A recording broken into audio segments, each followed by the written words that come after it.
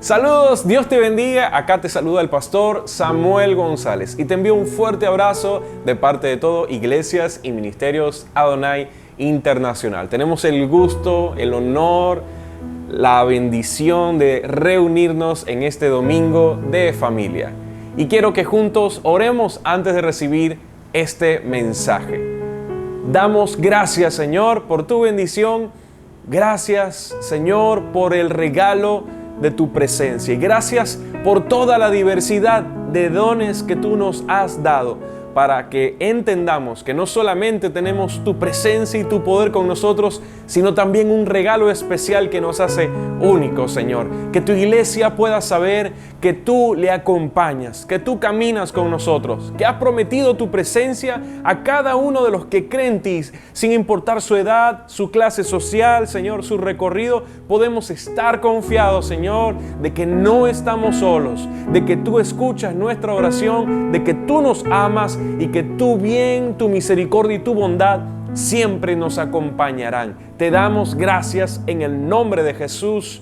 Amén. Y es nuestra intención con este mensaje que tu fe, tu confianza y tu descanso en el Señor en esta mañana lleguen a un nivel mayor. ¿Cuántos dicen amén?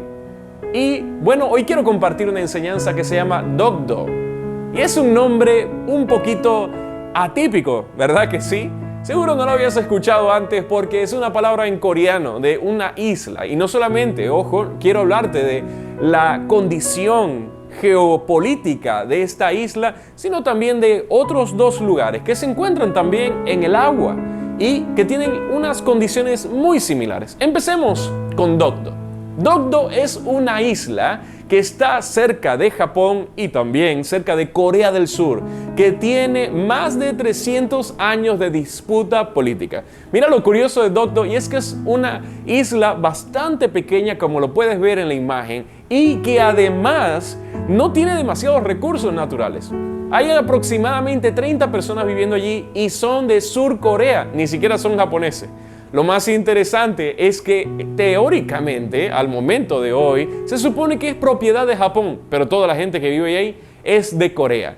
Son 300 años de discusión, guerra, sin todavía tener total claridad de a quién le pertenece esa isla de Dokdo. Y la gente se preguntará, ¿por qué tanta guerra con un espacio tan pequeño?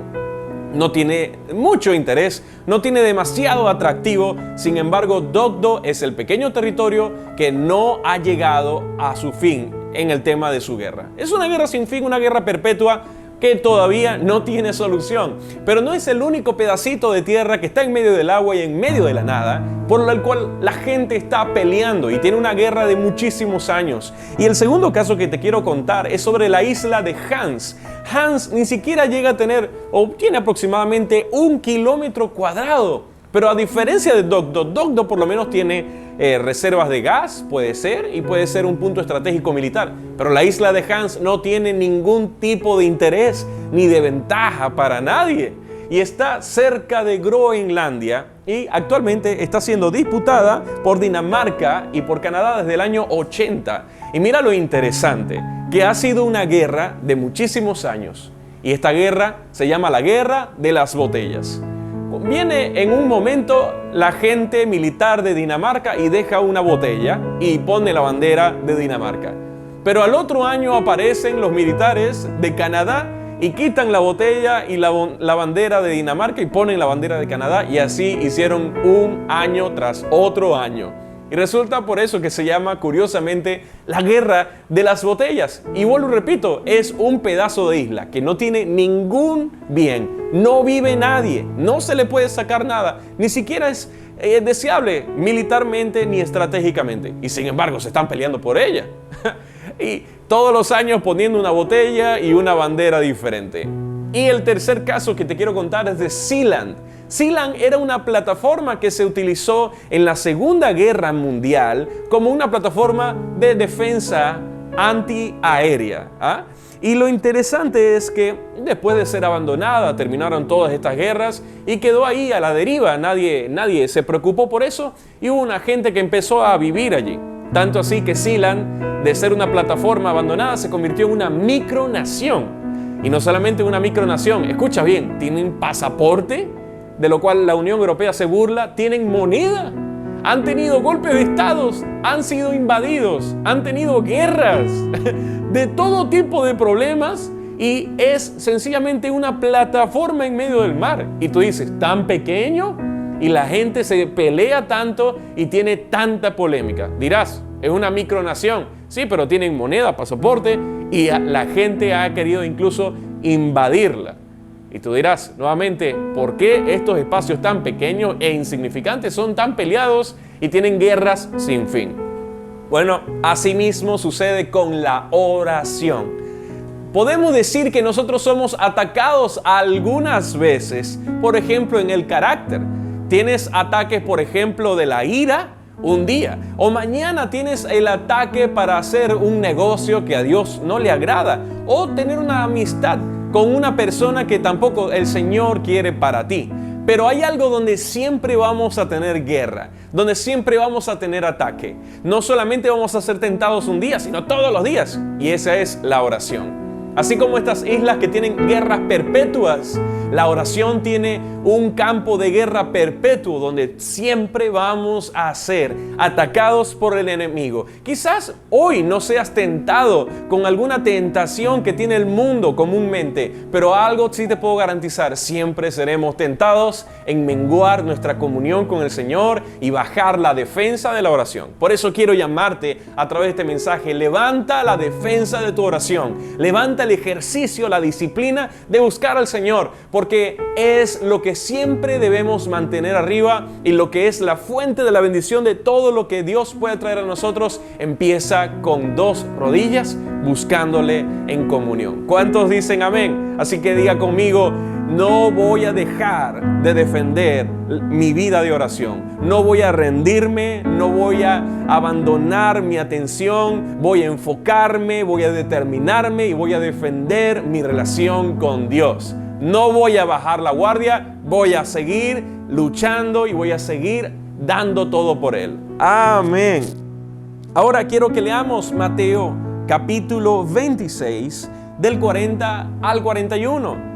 Mateo 26 del 40 al 41, versión Nueva Traducción Viviente. Dice así la palabra del Señor. Dice, luego volvió a los discípulos y los encontró dormidos. Le dijo a Pedro, ¿no pudieron velar conmigo ni siquiera una hora? Velen y oren para que no cedan ante la tentación, porque el espíritu está dispuesto, pero el cuerpo es débil. Y fíjate esto, cuando la oración mengua, nuestra vida cristiana se complica.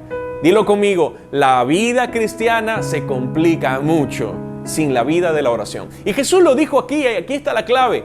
Oren y velen para que no entren en tentación. En el momento que yo bajo la guardia y bajo la defensa de esta tierra de la oración, entonces mi vida entra en decadencia. ¿Y cuántas personas o cuántas veces hemos entrado en decadencia? En el momento que bajamos la guardia de nuestra oración. Y quiero hacerte una pregunta. Si tu oración fuese un árbol, ¿qué clase de árbol sería? Ponte a pensar y haz esta dinámica mental, este ejercicio conmigo. Si tu vida de oración fuese un árbol, ¿qué clase de árbol sería? ¿Qué tan profundas serían sus raíces? ¿Qué tan verdes serían sus hojas? ¿Qué tan grandes serían sus frutos? ¿Qué tan amplia sería su sombra? ¿Qué tan buena sería su compañía? Si tu oración fuese ilustrada como un árbol, ¿cuál sería su salud? ¿Qué tan fuerte sería? ¿Y qué tanto beneficio tendría alguien que se acoja, que se acerque o se respalde en tu árbol? ¿Cuántos dicen amén? Espero haya sido de mucha ayuda esta ilustración. Y ahora hablemos de algunos aspectos que tenemos que defender. En algunos aspectos que tenemos que poner defensa en nuestra oración. Y lo primero que te quiero pedir nuevamente es que anotes para que lo puedas recordar. Así que vayamos al punto número 1. Defiende una oración sobrenatural. ¿Puedes decirlo conmigo? Defiende una oración sobrenatural. Y esto es así. Cuando el cristianismo se vuelve sin oración, tenemos un cristianismo infranatural en vez de un cristianismo sobrenatural. Repito, Cuando le quitamos la oración al cristianismo, dejamos de tener un cristianismo sobrenatural y comenzamos a tener un cristianismo infranatural. Si le quitas la oración al cristianismo, solo tienes buenas ideas y buenos consejos, pero te apartas del poder de Dios. Porque una vida cristiana con ideas cristianas, sí, hay que amar, hay que perdonar, hay que ayudar a las personas, pero sin oración te quedarás sin el poder sobrenatural para amar, te quedarás sin el poder sobrenatural para perdonar, te quedarás sin la habilitación sobrenatural para orar por los que tienen necesidad, te quedarás sin la provisión sobrenatural del Señor para ayudar a los necesitados. Así que cristianismo sin oración solamente es una versión de quinta categoría de lo que puedes vivir en el Señor. Así que determínate a vivir una oración que clama por lo sobrenatural, porque la oración es mucho más que decir cosas espirituales. La oración es ver el poder de Dios en tu vida y creer que Él está obrando no pequeñamente, sino grandemente, grandiosamente a tu favor. ¿Cuántos dicen amén? Entonces, cosas que no son oración. La oración no es tener pensamientos acerca de Dios y de la iglesia. Y esto puede ser un gran paradigma que tengamos, un gran error, un gran mito, una fábula de nuestra cultura. Que yo estoy orando, pero no estás orando necesariamente. Quizás tienes pensamientos bonitos acerca de Dios. Eso no es orar. Pensar en la iglesia o trabajar para la iglesia no es orar. Meditar en la palabra no es orar. Orar es dirigirte en una conversación hacia Dios, consciente, voluntaria, intencional. No es pensar acerca de Dios, es buscar la presencia de Dios, es ir hacia la presencia de Dios, es encontrarte con Dios. Así que pensar en Él no es lo mismo que hablar y dirigirte hacia Él. Eso es orar. Otra cosa es que orar no es meditar, no es entrar en silencio, no es entrar en reposo, no es tener pensamientos repetitivos, masticar una idea. Eso tampoco es orar. Así que si estás meditando, no digo que sea malo, es muy bueno tener un tiempo para hacer silencio y pensar o masticar un texto bíblico fantástico, pero eso no es orar tampoco. ¿Que Dios te pueda hablar a través del tiempo de silencio? Claro que sí, pero eso no es orar. Así que ten cuidado. Pensar en la palabra no es orar. Lo otro es que, y esto es más interesante todavía, orar no es creer en el poder de la oración. Repito, orar no es creer en el poder de la oración, sino que orar es creer en el poder de a quien dirigimos nuestra oración. Es decir, el poder de Cristo. Diga conmigo, orar no es creer en el poder que tiene la oración, sino en el poder del que nos está escuchando. Mira lo que dijo este gran autor, Burke Parsons. Dijo, no creemos en el poder de la oración, creemos en el poder de Dios, que es precisamente por eso que oramos. Es decir, no oramos porque la oración sea buena, oramos porque a quien oramos sabemos que tiene poder y bondad para respondernos y para socorrernos en nuestro momento de tribulación. Hay gente que ora y cree que la oración es suficiente, pero no es el acto de orar, porque hay gente que no le ora a Dios. Hay gente que no tiene su petición a Dios. La oración en el griego original tiene que ver con hacer petición, súplica, búsqueda, interceder, clamar. Y ahí te puedes dar cuenta que no todo el mundo ora a Dios. Podemos orarle a los hombres, podemos orarle a figuras, incluso podemos orarle a personas históricas. Ten cuidado a quién estás orando, a quién estás pidiendo y en quién estás descansando que venga tu respuesta. ¿De quién vendrá mi socorro?, dice la palabra. Yo te animo a que pongas tu petición, tu expectativa, tu súplica, tu oración solamente en Dios. Cuidado de pensar que la oración es la que tiene poder. Tiene poder, es Cristo el que responde tu oración. ¿Cuántos dicen amén? Muy bien, y ahora la segunda idea que quiero expresar es, o que tenemos que defender, es que defendamos una oración que confía. Y este es un punto bastante gracioso. Y usted se preguntará ¿por qué? Porque, bueno, la oración sin confianza no tiene gracia. ¿Cuántos hemos orado sin creer? Orado sin tener certeza. Y la oración sin fe no sirve de mucho, porque la fe es un elemento clave para que podamos ver la respuesta del Señor. Y aquí quiero plantearte un escenario. Escucha esta palabra: ángeles, fantasmas y burlas. Repito, ángeles, fantasmas y burlas. Dice la palabra del Señor en Hechos 12, del 13 al 16. Recuerda cuando Pedro estaba encarcelado y fue librado milagrosamente. Hechos 12 nos cuenta esa historia y lo que pasó después. Ponga atención. Cuando llamó Pedro a la puerta del patio, salió a escuchar una muchacha llamada Rode, la cual, cuando reconoció la voz de Pedro, de gozo no abrió la puerta, sino que corriendo adentro dio la nueva de que Pedro estaba a la puerta. Y ellos le dijeron: «¿Estás loca, chica?» Entonces ellos decían: «Es su ángel». Mas Pedro persistía en llamar y seguía tocando la puerta. Y cuando abrieron, le vieron y se quedaron atónitos. Mira lo interesante. Veamos la imagen completa. Pedro estaba encarcelado. La iglesia estaba reunida en la casa de Juan Marcos y su madre, orando todos los días incesantemente porque Dios obrara un milagro. Pero resulta que cuando Pedro sale de la cárcel y él toca a la puerta, es decir, Dios respondió, el milagro sucedió. Y cuando está tocando a la puerta, la gente dice: «Ah, ¿qué va a estar tocando a la puerta Pedro? Eso seguro es un ángel, es una visión, es un sueño». Amigo, no es un sueño. Ahí está la respuesta de Dios para ti. ¿Cuántas veces oramos? Y Dios da la respuesta y nosotros: «No, esa no es para mí, esa no es mi oportunidad, esa no es la persona, esa no es la casa, ese no es el trabajo, ese no es el curso que yo tengo que hacer, voy a esperar al siguiente».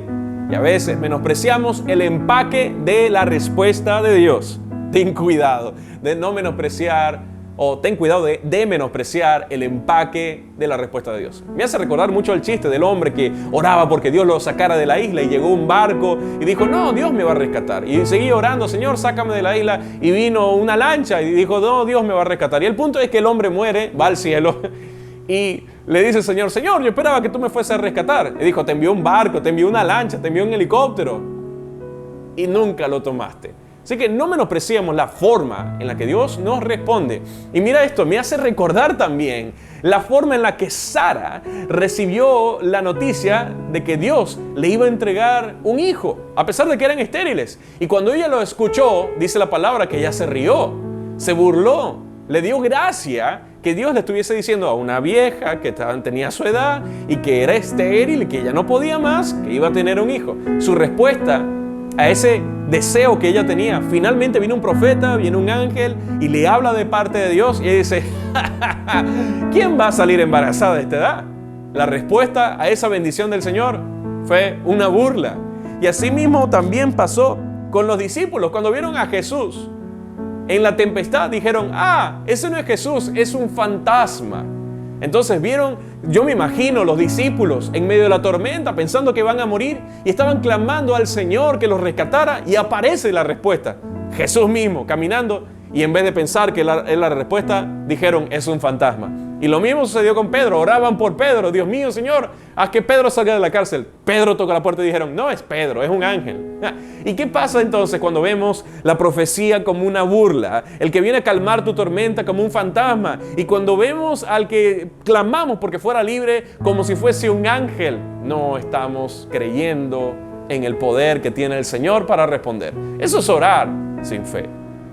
Ahora te digo, no es un ángel, no es un fantasma, ni es un chiste lo que te llegó. Es la respuesta de Dios. Así que, hombre y mujer de Dios, abre los ojos con fe. Dios te está hablando y tu respuesta está a la puerta. Ya está tocando tu casa. ¿Cuántos dicen amén y reciben esa palabra? Salmo 34, 4, 5. Y decláralo conmigo. Dice: busqué a Jehová y Él me oyó y me libró de todos mis temores. Los que miraron a Él fueron alumbrados y sus rostros no fueron avergonzados. Dale un aplauso al Señor por esa promesa para tu vida.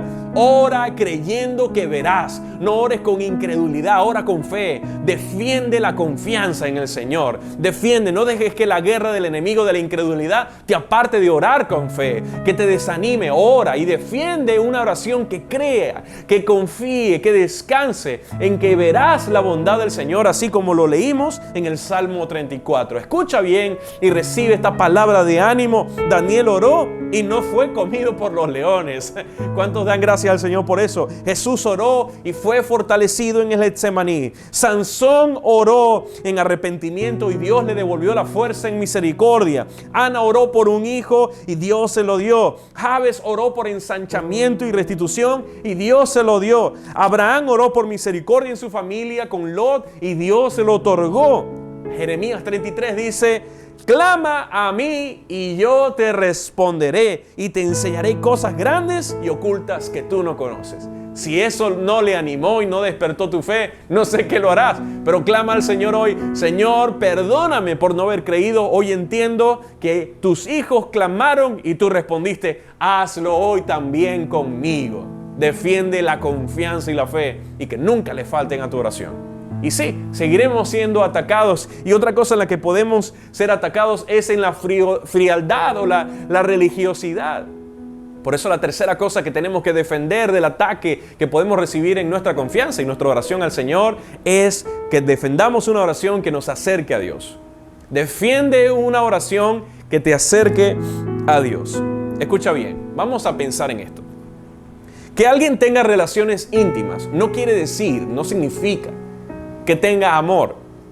Que alguien tenga visitas familiares una vez al año no quiere decir que tenga buenas memorias. Ponte a pensar en eso. Que alguien sea exigente religiosamente, que sea riguroso en sus prácticas religiosas, no quiere decir, no significa que sea una persona espiritual. Y recuerda bien, los fariseos tenían rituales muy exigentes. Sin embargo, no tenían comunión con Dios. Y este punto, el tercer punto, defiende una oración que te acerque a Dios. Tiene mucho que ver con entender que orar no siempre significa tener comunión con Dios. Ya te das cuenta que la palabra oración tiene que ver con súplica, ruego, presentar una necesidad, comunicarte con Dios, ¿no? Y podemos orar a gente que no es Dios. Así que podemos también entender y entrar en razón de que no siempre que oramos tenemos comunión, porque podemos decir vanas palabras en vez de tener una verdadera relación con el Señor. Y quiero que te pongas esta imagen en tu cabeza. La imagen del publicano y la imagen del cobrador, la imagen del fariseo y la imagen del cobrador de impuestos, ¿sí? La imagen del fariseo y el cobrador de impuestos. Son dos personas completamente diferentes, ambos orando, pero uno estaba orando de verdad y el otro solo tenía palabras que Dios no le importó ni un poquito. ¿Por qué? Por su actitud arrogante. Mira, Lucas 18, 10 al 14. Lucas 18, del 10 al 14. Y te invito a que lo leas, son 4 versos. Contemplemos esta gran parábola que dejó Jesús. 2 hombres fueron al templo a orar. Uno era fariseo y el otro era un despreciado cobrador de impuestos. El fariseo, de pie apartado de los demás, hizo la siguiente oración: Te agradezco, Dios, que no soy un pecador como todos los demás, pues no engaño, no peco y no cometo adulterio. Para nada, soy como ese cobrador de impuestos. Ayuno 2 veces a la semana y te doy el diezmo de mis ingresos. En cambio, al otro lado, el cobrador de impuestos se quedó a la distancia y ni siquiera se atrevía a levantar la mirada al cielo mientras oraba, sino que golpeó su pecho en señal de dolor mientras decía: Oh Dios, ten misericordia, ten compasión de mí, porque soy un pecador. Y Jesús dijo, luego de la analogía, dijo que fue este pecador y no el fariseo quien regresó a su casa justificado delante de Dios. Pues los que se exaltan a sí mismos serán humillados y los que se humillan serán exaltados. Recuerda, no porque estés pronunciando palabras quiere decir que estés orando a Dios. Puedes ayunar, darte golpes en el pecho, ser una persona que tiene rigurosidad religiosa. Sin embargo, cuando vuelvas a tu casa, quizás no estés justificado, porque Dios no busca tu apariencia ni la cantidad de cosas que haces, sino la verdadera humildad, humillación, entrega, devoción, obediencia que puedes entregarle como ofrenda al Señor, interna, más que pública. De verdad te pregunto, ¿tenemos comunión con Dios cuando oramos? Ponte a pensar, ¿cuántas veces hemos orado y no sentimos que pasa nada? Es porque no oramos, hicimos un ritual de repetir algunas palabras. La oración tiene que tener comunión, si no, no es oración. Y no es tan sencillo como se escucha. Piénsalo de nuevo. No toda oración es comunión. La cuarta cosa que tenemos que defender es una oración en comunidad. ¿Sí? Ya hemos visto varios flancos en los que podemos ser atacados en la oración. Pero el cuarto punto es no orar solos. Hay una gran bendición en cerrar nuestra puerta, ir a lo íntimo, a lo oculto de nuestra habitación y poder disfrutar del Señor. Claro que sí, es un deber ser. Como dicen en inglés, is a must. It is a must. Es algo que tiene que ser así. Sí, hay que orar en privado, pero también la oración es algo colectivo, comunitario. Es algo de la congregación, es algo de la familia, es algo de la amistad. Y por eso te digo que defendamos una oración en comunidad. Sí, porque somos atacados con la vergüenza de no orar con nuestras personas que nos acompañan. No orar enfrente de nuestros amigos, no orar enfrente de nuestros familiares, no orar enfrente de un vecino porque nos da pena. Y tú vas a decirme que eso no es un ataque del Señor en contra de nuestra vida de oración, es un ataque del enemigo, perdón. Que en los momentos que podemos pronunciar una palabra de bendición, de ayuda, de socorro, de libertad a una persona, nosotros no lo hacemos porque tenemos vergüenza, pena, miedo. Es un ataque. Debemos orar sin pena delante de la gente y por la gente. Y mira bien, la oración se fortalece en comunidad. Y hay un texto maravilloso en Éxodo 17:12. Dice así: y las manos de Moisés se cansaban, por lo que tomaron una piedra y la pusieron debajo de él. Mira esa imagen. Y se sentó sobre ella. Y Aarón y Hur sostenían sus manos, el uno de un lado y el otro de otro. Así hubo en sus manos firmeza hasta que se puso el sol.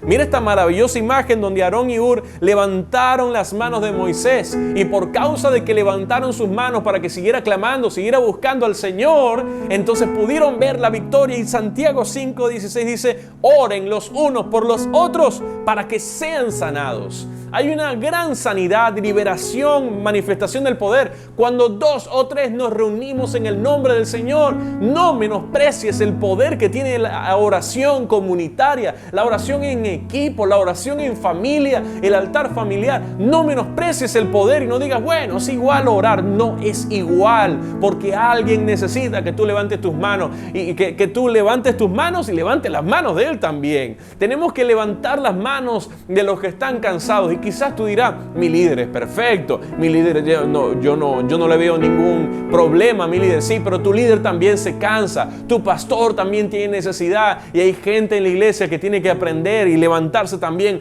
para levantar las manos de sus pastores, para decir, ¿qué necesitas? Estoy orando por ti, yo te estoy acompañando. Hay veces que el pastor tiene que ir a todos los funerales, a todas las tragedias, acompañar a todos los procesos de todo el mundo, pero cuando el pastor tiene funeral propio, tiene tragedia, nadie lo acompaña. Por eso tenemos que levantarnos las manos mutuamente, así como lo hicieron con Moisés, así como lo dice Santiago. Oremos los unos para los otros para que recibamos sanidad. Cuando tú oras por otro, tú sanas la iglesia, tú levantas la iglesia, y mejor aún, como dice la palabra, tenemos gran victoria. Y dilo conmigo así: yo le voy a decir a mi hermano, dile a tu hermano, dile a tu amigo, dile a tu compañero, dile a tu familia en la fe, dile, en este proceso no estás solo, puedes contar conmigo.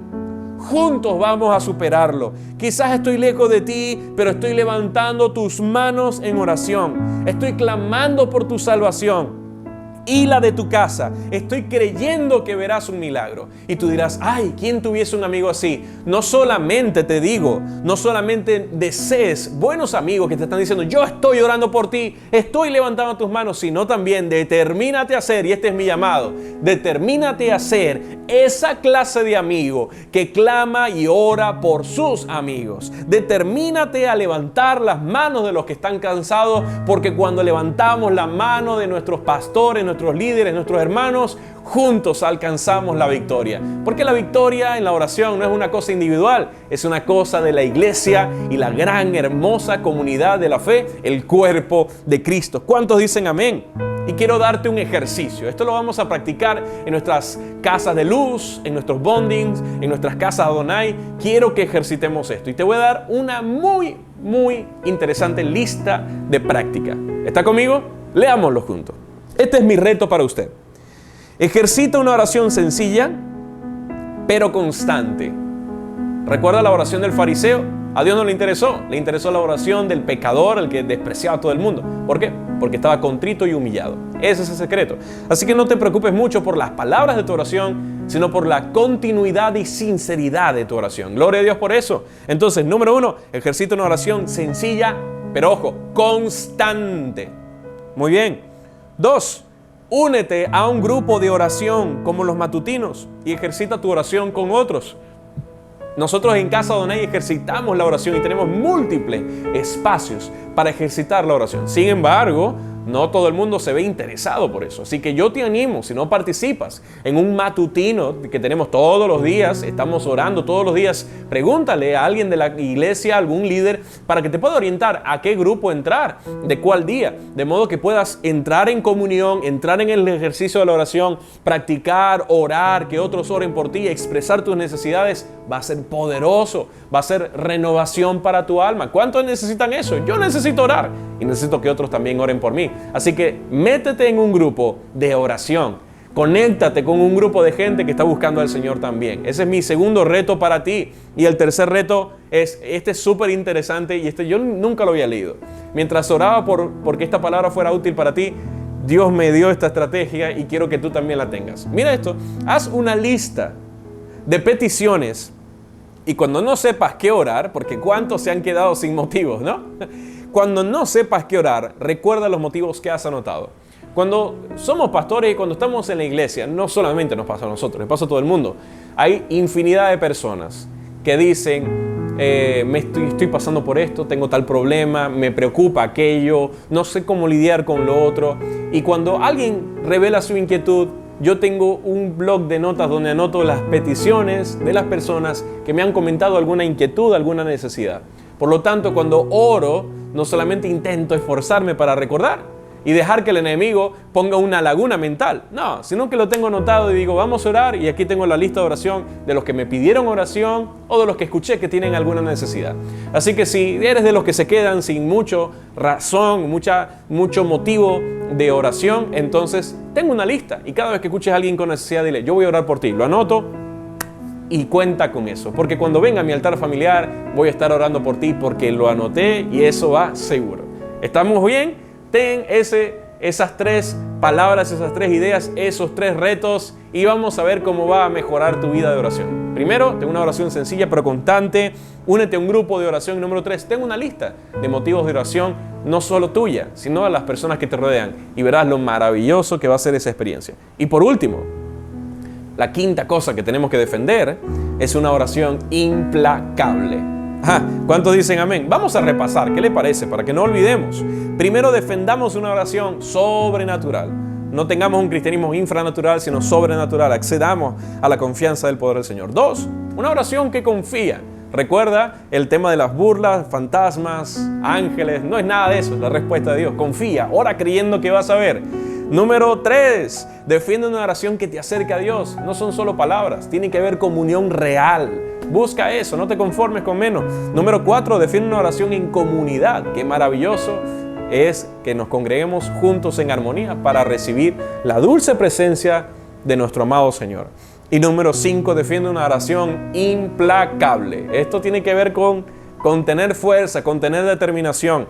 Mateo 11:12, ¿lo has leído? Claro que sí, Mateo 11:12. Desde los días de Juan el Bautista hasta ahora, el reino de los cielos sufre violencia y los violentos lo arrebatan. Este texto lo hemos leído infinidad de veces y lo hemos escuchado tantas veces de tantos predicadores. Pero te quiero mostrar una óptica diferente. Y es que el comentarista John MacArthur, vamos a leerlo atentamente, el comentarista John MacArthur nos expresa una opinión bastante interesante de este texto bíblico y de lo que habla acerca de la violencia, ¿no? Porque yo sé que confunde a muchos y vamos a hablar entonces de cristianismo y violencia. Bueno, veamos esta óptica y preste atención por favor y vea los detalles distintivos de su comentario. Pastor John MacArthur comenta: el reino de los cielos sufre violencia desde el momento en el que comenzó su ministerio de predicación. Juan el Bautista provocó una fuerte reacción. Habiendo sido apresado ya, Juan finalmente es víctima del salvajismo de Herodes.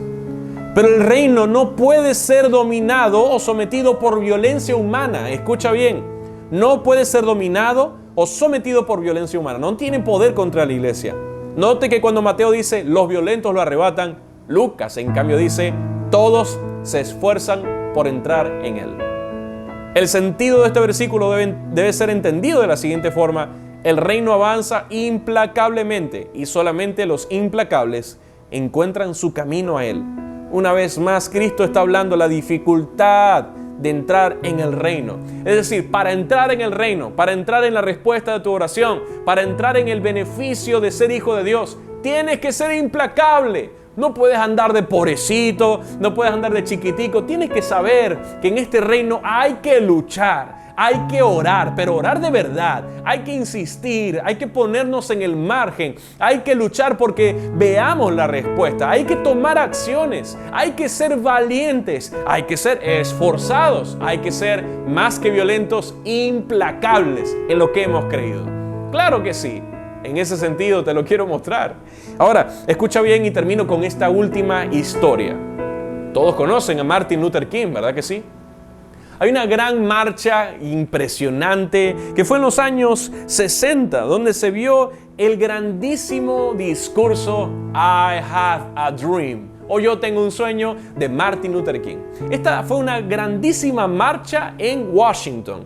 ¿Sabe dónde está la cúpula del gobierno de los Estados Unidos? Este fue una caminata, una marcha por el empleo, la justicia y la paz. Así que estaban luchando por el empleo, la justicia y la paz, y ahí soltó esas hermosas y tan influyentes palabras que quedaron para la historia del discurso I Have a Dream. Mire la cantidad de gente que fue a esa actividad, mire la convocatoria que tuvo Martin Luther King, y todo esto porque si no llevaba esa cantidad de personas, que fueron aproximadamente 300,000 personas, en la cúpula del gobierno para pronunciar las palabras, quizás el gobierno nunca lo hubiese escuchado.